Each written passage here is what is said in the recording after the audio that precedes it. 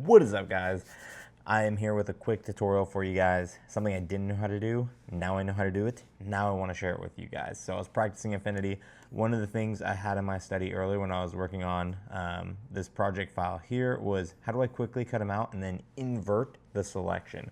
And I still don't know how to do it in the settings yet, but I know the shortcut thanks to someone on Reddit. So I'm going to share it with you guys right now. So you have an image. Awesome. Duplicate the image. There is no, without paying for it, I'm trying to do as much as I can with the free version as possible. So without paying for it, you can't do the AI one-click delete background thing. So, I mean, if you're paying for it, awesome. This is for if you're not paying for it. If you do the selection brush tool here, you can go through and basically just start selecting your subject. And depending on how good the quality of your image is, should be pretty easy. Boom, there we go. Boom, that looks pretty good.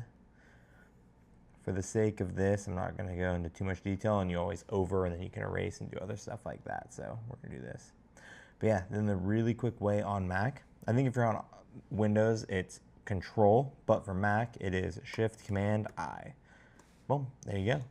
And you can do that all day. People were saying it's Command I, just Command. That basically rasterizes your image and then inverts it.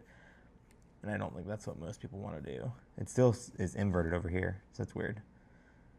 But yeah, Shift Command I, and that takes care of it for you. So if you were wondering how to invert your selection, boom, there you got it. Make sure to subscribe and subscribe to the main channel, youtube.com/Zello, Z-E-L-O.